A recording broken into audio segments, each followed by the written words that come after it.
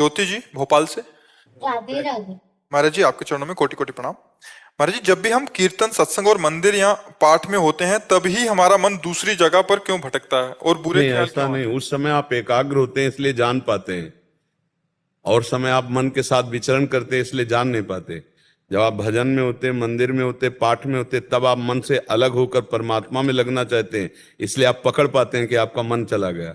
और जब आप भजन में नहीं होते तो मन के साथ होते, इसलिए पकड़े कौन? चोर के साथ चोर मिला हुआ है तो फिर पकड़े कैसे? पकड़े तो जब उससे अलग हटकर, तो जब आप भजन में होते हो और फिर भागता है तब आप पकड़ पाते हो। जब आप पाठ में होते हो या भगवत चिंतन में होते हो फिर मन भागता है तब आप पकड़ पाते हो। भागता तो हर समय है, लेकिन जिस समय आप भजन में नहीं होते उस समय आप उसके साथ होते हो। ये विषयी पुरुष, ये जो धर्म विरुद्ध आचरण करें, उनको पता थोड़ी है कि हमारा मन हमारे साथ धोखेबाजी कर रहा है।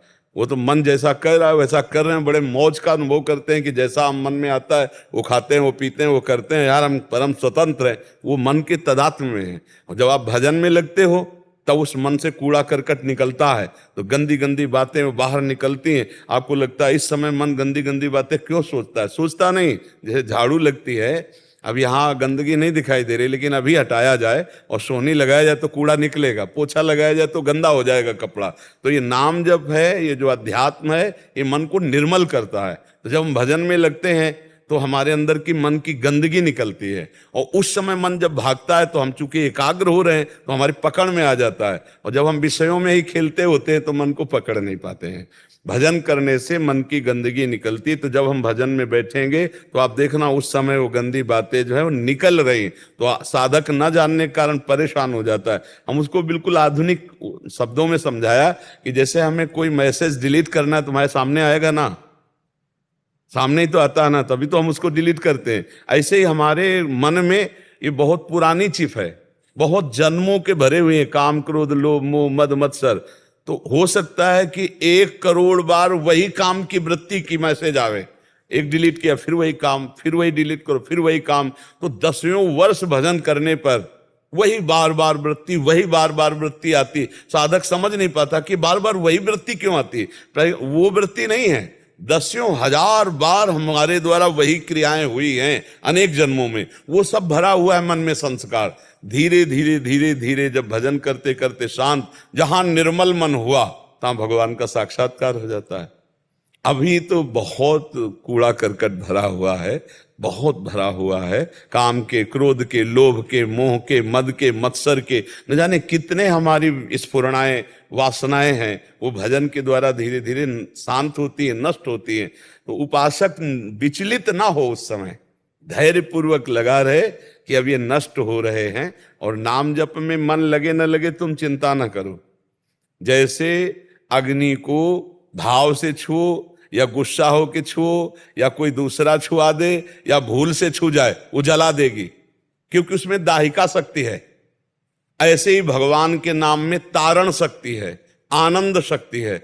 चाहे भाव से जपो, चाहे, इसीलिए गोस्वामी जी ने लिखा है, भाव कुभाव अनख आलसहु नामो जपत मंगल दिशि दशहु। चाहे भाव से जपो चाहे कुभाव से जपो, वो आपके पापों का नाश करके आपको आनंद प्रदान करेगी।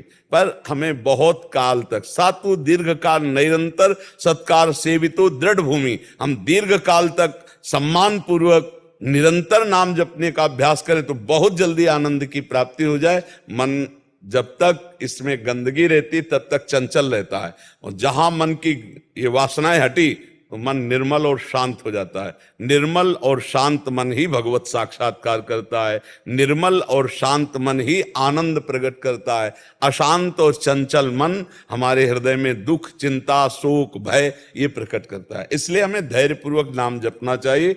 मन की भागा दौड़ मिट जाएगी, आप खूब जपिए, आप उसमें परेशान मत होइए। बिना आपके दस्तखत किए मन कुछ कर नहीं सकता, वो तभी करता है जब आप उससे मिल जाते हैं। आप मत मिलिए, वो गलत सलाह दे रहा, आप मत मिलिए, अपने आप को स्फुरना आएगी, शांत हो जाएगी, आपका बिगाड़ नहीं पाएगा। मन कह रहा है इनकी जेब से 100 रुपया निकालो, हम कहें नहीं, क्या कर पाएगा वो, हमारे बिना जब तक हम स्वीकृति नहीं देंगे तब तक शरीर कोई हलचल नहीं पैदा करेगा। बस इतना ही संभालना है। पर हम लोग मन को इतना प्यार करते हैं कि वो कहता है ऐसा, तो हम वैसे ही करने लगते हैं। ये जितनी जेल भरी है ना, ये सब मन की सलाह में ही भरी है। मन ने अनुमति दे दी और हम उसके सहयोग में हो गए, हमारी दुर्गति हो गई। और वही बन फिर जलाता है कि यार बहुत गलत हो गया। अगर न ये बात मानता तो आज जेल में ना होता, फिर वो रोता है। तो हमें लगता है पहले से सत्संग के द्वारा, शास्त्र स्वाध्याय के द्वारा हम अपने मन को कंट्रोल करना सीखें। अगर मन कंट्रोल हो गया तो सब बात बन गई। जितना दुख है इसी मन के द्वारा दिया हुआ है, जितनी गंदी बात है इसी मन के द्वारा फेंकी हुई है। हम इसी को सुधार लें। मन निर्मल, वैसे गांव की भाषा में कहते हैं मन चंगा तो कटौती में गंगा, नहीं कहते। अगर तुम्हारा मन पवित्र है तो कहीं जाने की जरूरत नहीं है, और मन अपवित्र है तो कहीं चले जाओ, वो सब जगह अपवित्रता ही फेंकेगा। इसलिए मन को पवित्र करने के लिए हम बार बार, इसलिए हमारे हर उत्तर में नाम जप जरूर होगा। आप नाम जप कीजिए, नाम जप कीजिए, क्योंकि नाम ही सर्व पापों का नाश करके आपको पवित्र करेगा। ये कलिकाल है, यहाँ दूसरा साधन नहीं होने वाला। होम, ध्यान, यज्ञ ये सब अब नहीं होने वाला। बहुत इस समय और किसी साधना से सिद्धि नहीं प्राप्त होगी, एकमात्र भगवान का नाम है। ये कलिकाल मलायतन मन कर देख विचार, श्री रघुनाथ नाम में नाही नान आधार। एकमात्र भगवान का नाम जप करो, सब मंगल हो जाएगा। राजचुक जी इंदौर से। राधे राधे। राधे राधे महाराज जी। महाराज जी, सब्र और संतोष कैसे प्राप्त करें? जब तक भगवान का आश्रय नहीं होगा तब तक नहीं हो सकता। किसी व्यक्ति, वस्तु, स्थान के आश्रय से संतोष नहीं होता। अगर 100 की चाहत है, 100 मिल जाए तो 1000 की चाहत हो जाएगी, 1000 मिल जाए तो लाख की चाहत, लाख मिल जाए तो करोड़ की चाहत। रुपये से संतोष नहीं हो सकता, किसी व्यक्ति के भरोसे से धैर्य नहीं हो सकता, क्योंकि वो सीमित बल वाला, सीमित विचार वाला, सीमित देह वाला। हम आपको धैर्य और विश्वास दिला दे, असीम बल वाला, सर्वत्र व्याप्त, सर्वशक्तिमान। जब तक भगवान का आश्रय नहीं लिया जाता तब तक हमारा धैर्य और हमारा संतोष जागृत नहीं होता। भारी से भारी कष्ट में भी धैर्य रहता है, भगवान हमारे साथ हैं। भगवान है ना, संभाल देंगे, वो सब संभाल देंगे। हमारा दृढ़ विश्वास भगवान के चरणों में हो, भक्ति हो, तो धैर्य और संतोष आ जाए। हर परिस्थिति में संतोष रहेगा। कबहू कहो या रहनि रहोंगो, श्री रघुनाथ कृपालु कृपाते, साधु स्वभाव गहोंगो, जथा लाभ संतोष सदा, काहू सो कछु न चाहूंगो। आया ना, संतोष सदा। बिन संतोष न काम न साही, अछत काम सुख सपने नाही। ये संतोष धन तब आता है जब भगवान का भरोसा हो जाता है। सब धन धूर्य समान, इनका कोई महत्व नहीं। जब आवे संतोष धन, ये सबसे बड़ा धन है। संतोष से ही कामनाओं का नाश होता है, और जिसकी कामनाएं शांत हो गई वही महापुरुष है, वही भगवान को प्राप्त कर लेता है, वही परमानंद को। यहाँ सब कामनाओं में परेशान है। देखो, कामनाओं का जाल बिछा हुआ, ये हो जाए, ये हो जाए, ये हो जाए। और जब संतोष आएगा, शांति आ जाएगी। ये भगवान से आएगी, किसी व्यक्ति, वस्तु, स्थान से नहीं आती। चाहे जितना बड़ा पद हो, उसे संतोष नहीं, उसे शांति नहीं। वो तुम्हारे सामने दिखाई देगा बहुत सुखी है, लेकिन जब हम लोगों से मिलते हैं तब पता चलता है। और शास्त्र सम्मत है, कभी भोगों से किसी को संतोष नहीं हुआ, कभी भोगों से शांति नहीं। त्यागात् शांति अनंतरम, त्याग में शांति है, भगवान से संतोष है। जिसके प्राप्त कर लेने के बाद कुछ प्राप्त करना बाकी नहीं रहता, वो भगवान है। भगवान का जब बल होता तब धैर्य होता है। ठीक है, अभी भगवान की इच्छा से विपत्ति है, लेकिन कल संपत्ति भी हो जाएगी, उनकी कृपा। तो हमारा धैर्य, जब हमारा भगवान से संबंध नहीं रहता तो हम विचलित हो जाते। अब क्या होगा, अब तो हम मर गए, अब तो हमारा सब कुछ बिगड़ गया। तभी लोग फिर शरीर नष्ट करने लगते हैं, धैर्य छूट जाता है। छोटी छोटी बातों में लोग अपने शरीर का नाश कर ले। जैसे एक विद्यार्थी फेल हो गया, एक खिलाड़ी हार गया, कई तरह के हैं। हर प्रयास करने के बाद नौकरी नहीं लग रही, नौकरी लगते लगते भी नहीं लग पाई, मतलब बहुत सी समस्याएं। नौकरी लग गई, सब कुछ हो गया, बढ़िया ब्याह हो गया, लेकिन संबंध सही नहीं हुआ। अपूरा शांति।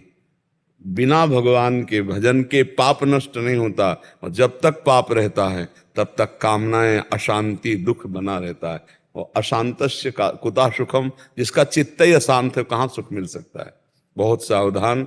इसीलिए अध्यात्म के बिना मृत जीवन है, मरा हुआ जीवन है। सांसारिक जीवन कोई जीवन है, अध्यात्म से खिला हुआ जीवन, अध्यात्म ही सब कुछ है। अध्यात्म के बिना कुछ नहीं। तो धैर्य, संतोष, शांति, आनंद, ये सब अध्यात्म में है, भगवान के चरणों में। किसका प्रश्न था, समझ पा रहे हो आप बच्चा?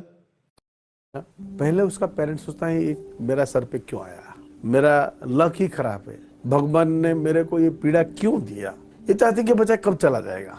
1984 से शुरू किया मेरा काम। जो मदर टेरेसा सिस्टर्स हैं उनका साथ मिलकर लेप्रोसी कुष्ठ रोगियों के जो रहते हैं कॉलोनी में, कटक, भुवनेश्वर, खोर्धा, पुरी, उनका कैसे अच्छा जीवन बिताए। 91 से मैं दूसरे डिजेबल्ड लोग जो सुन नहीं पा रहे हैं, जो चल नहीं पा रहे हैं, ऑर्थोपेडिकली डिजेबल्ड, विजुअल डिजेबल्ड, उनका साथ मैं किया।